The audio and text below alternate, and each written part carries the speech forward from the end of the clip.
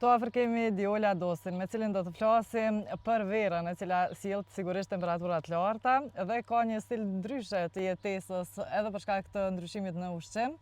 Përshëndetje së pari. Përshëndetje, faleminderit për ftesën. Diola, na tregon cilat ushqime duhet t'i konsumojmë më shumë gjatë verës? Po shikoj, nëse respektojmë ushqimet sipas tinës, këtu nuk është që ka ndonjë filozofi të madhe për ta kuptuar, sepse natyra ose Zoti, quajeni si të doni, na i ka dhënë frutat, perimet sipas tinëve. Kështu që tani janë më shumë ato ushqime, fruta dhe perime që kanë një përqendrim më të lartë të ujit.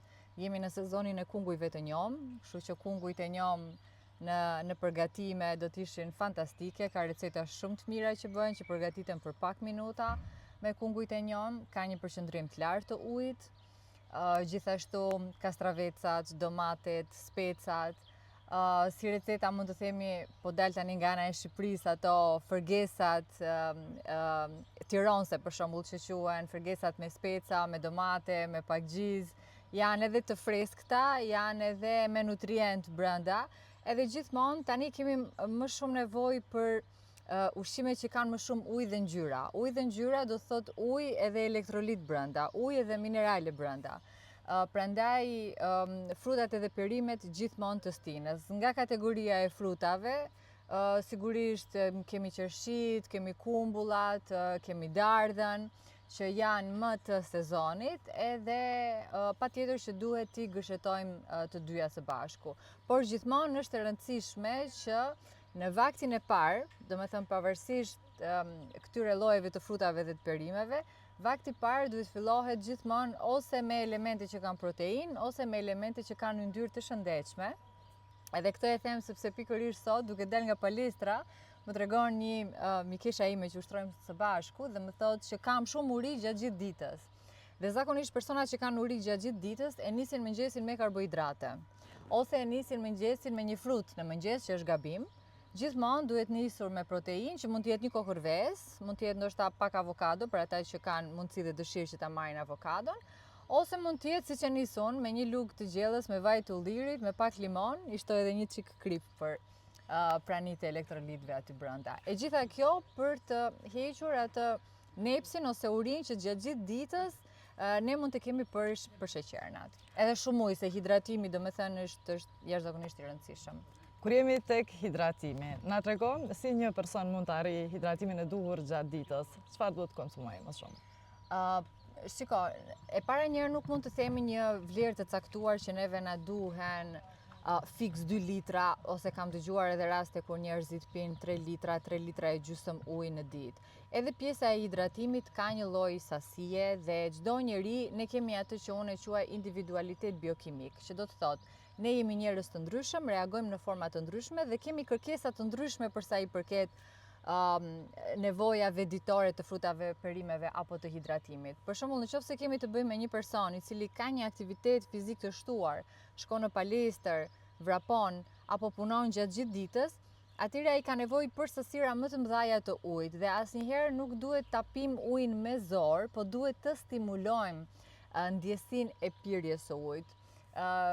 Kam njohur dhe persona që thonë nuk pi dot asnjë pik ujë. Por mund ta stimulojmë për shembull duke ngrënë ushqime që kanë pak më shumë krip. E kripa është ajo që stimulon, domethënë organizmi ka më shumë kërkesë për të marrë ujin dhe bashkë me kripën, uji që ne marrim hyn më lehtësisht në qelizë. Ka për shembull persona të cilët sa pinë ujë, e marrin dhe e nxjerrin ujin për jashtë, ka nevojë të shkojnë në banjo për pak minuta. Dhe kjo do thotë që ti nuk po hidratohesh, ti mund të pish edhe 5 litra ujë. Por nëse ti pi këto ujin edhe shkon menjëherë në tualet, do të thotë që uji nuk po të shkon në qelizë, por thjesht ti po shkarkohesh dhe ndoshta kalon edhe në hiponatremi, që është një problematik që fillon mund të dëmtojë edhe veshkat pastaj, shkarkon ose largon elektrolitët. Prandaj është shumë e rëndësishme që të hajmë fruta dhe perime, se ato kanë shumë ujë brenda dhe pastaj pjesën tjetër të nevojës ditore të ujit ta plotësojmë me ujë. Por në temperaturat e larta është mirë që të paktën 1,5 litër është minimumi i konsumit të ujit për një person që nuk ka ndonjë aktivitet të shtuar fizik. Siç thash në fillim, ata që ushtrojnë, ata që janë për shembull punojnë gjithë ditën kur janë në ekspozime rrezet e diellit, ose ku shkojmë me pushime, kemi nevojë për të pirë më shumë ujë. Po, dhe gjatë verës, zakonisht ka dhe ankesa për humbje të oreksit tek njerëzit. Pse ndodh kjo? Po shiko, është normale, sepse normalisht neve i marrim me pak ushqime, me fruta dhe perime, fakti që kanë më shumë ngjyra, fruta dhe perimet e stinës së pranverës dhe të verës, tregon që ka më shumë nutrient. Dhe ne nuk kemi nevojë për kalori. Nuk kemi nevojë që të hajmë shumë mish për shembull, mishin e viçit ose të pulës. Kemi nevojë që të marrim më pak kalori, por më shumë nutrient. E kjo është arsyeja pse ne ndihemi të ngopur me pak ushqime, sepse temperaturat e larta, pjesa e djersitjes, shkarkimi toksinave dhe trupi ka nevojë dhe për një lloj, si të themi ashtu, detoksi stinor. Edhe ky detoks stinor në stinën e verës është perfekt i mundshëm nga krypa e detit, nga rrezet e diellit, nga largimi toksinave nëpërmjet djersitjes. Dhe ne kur hajmë fruta dhe perime që kanë ngjyra të ndryshme, do të thotë që kanë fitonutrient të ndryshëm. Dhe sa më shumë fitonutrient ose nutrient ushqyes që kanë brenda, ne mbushim rezervat tona që kemi nevojë, po s'kemi nevojë të marrim më shumë kalori, sepse temperaturat e larta nuk t'japin hapësirën për të grumbulluar sidomos ushqime që janë hiperproteinike ose që kanë një sasi të lartë të yndyrnave. Prandaj mishërat më shumë, kjo pjesa e yndyrave më shumë është në stinën e dimrit, vjesht dimër, dhe shkojmë tek ngjyrat në stinën e pranverës dhe të verës. Natyra është shumë e zgjuar, ka bërë çdo gjë në mënyrë perfekte, mjafton që ne të respektojmë konsumin e ushqimit sipas stinëve. Dhe na trego disa pije detoks që mund t'i realizojnë nëpër shtëpitë tona gjatë verës. Po më e thjeshta fare është ujë me krip, edhe më e lira. Problemi është që fatkeqësisht në tregjet shqiptare nuk gjejmë tamam ashtu krip deti të pastër, të parafinuar dhe të jodizuar, krip të paprekur. Kështu që uji me krip është një ndër alternativat fantastike. Ka për shembull një ujë detoks, mund të jetë ujë me kastraveca. Unë bëj një recetë në shtëpi që më pëlqen shumë.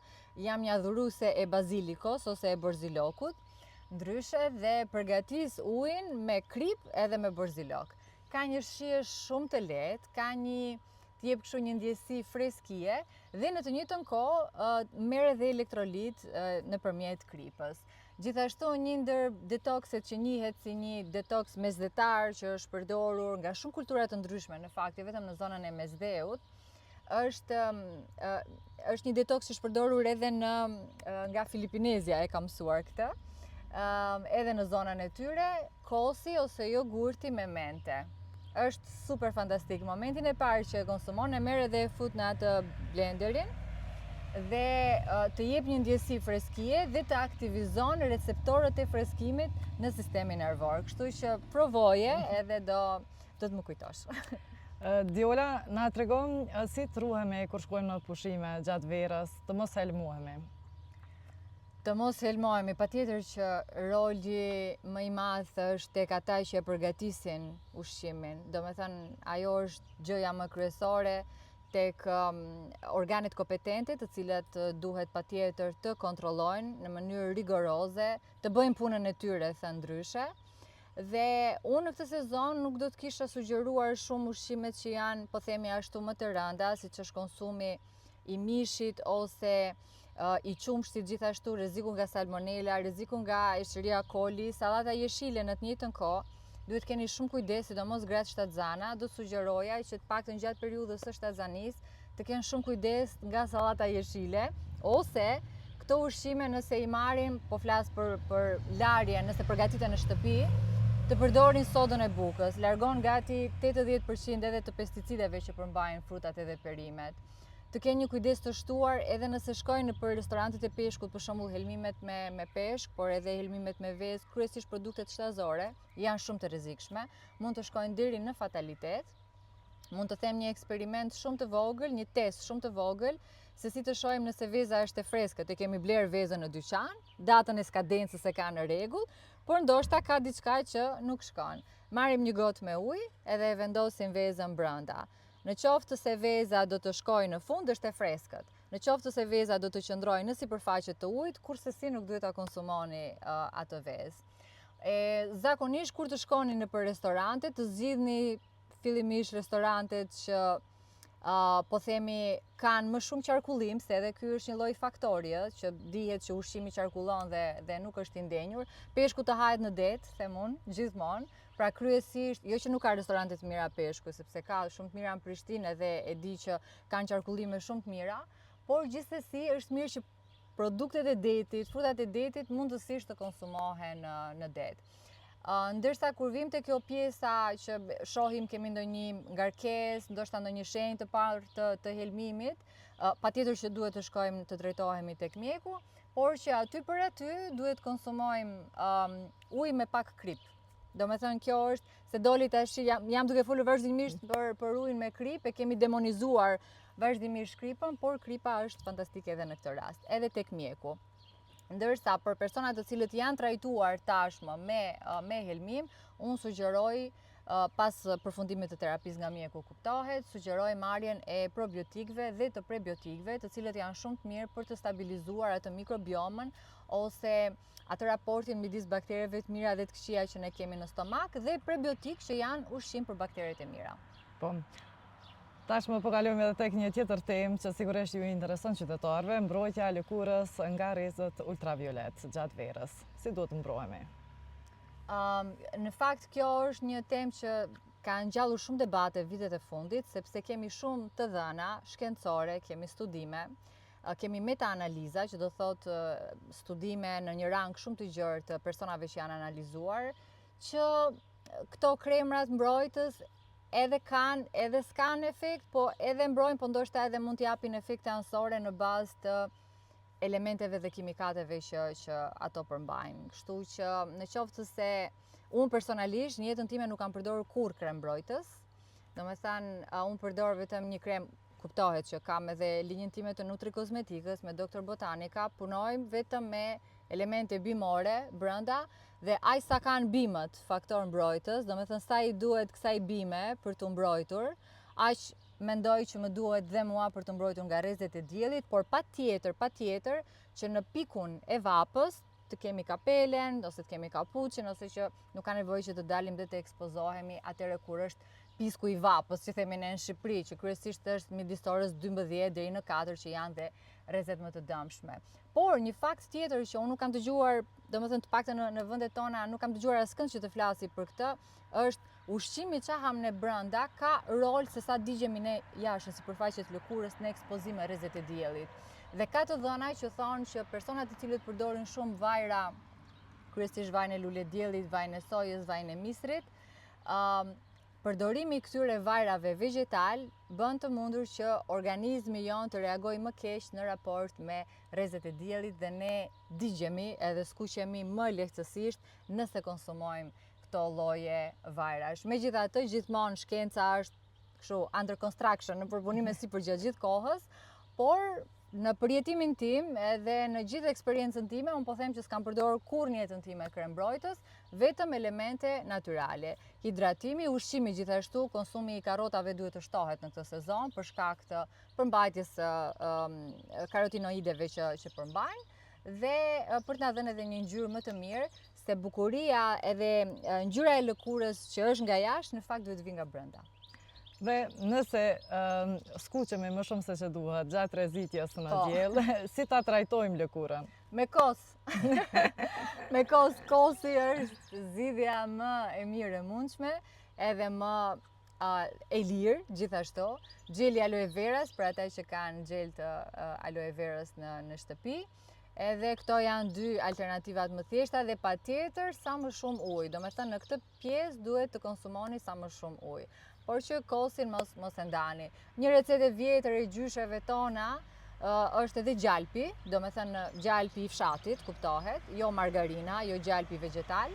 Në zonat ku jemi djegur të aplikojmë pak gjalpi. Po kosi njëherë është dorë me një.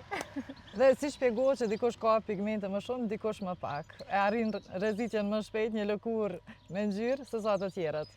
Ka shumë faktorë këtu. E para është gjenetika, është përmbajtja e pigmenteve brenda, dikush ka pigment më shumë, dikush më pak. Njerëzit që kanë një lëkurë më të bardhë thuhet që për shkak të ndryshimit të pigmenteve kanë një risk më të lartë të zhvillimit të kancerit lëkurës kur bien në ekspozim me rrezet e diellit, por që kjo është multifaktoriale, janë edhe ushqime të cilat konsumojnë. Për shembull, kur kam lexuar biografinë e Steve Jobs, ai tregonte se ai u bë një lloj kështu drejt rrugës së guruve, edhe tregonte se si konsumonte vazhdimisht lëngun e karrotës dhe nga konsumi i lëngut të karrotës filloi të merrte edhe një ngjyrë si karrotë, domethënë. Kështu që ka rol të madh edhe pjesa e konsumit të ushqimeve.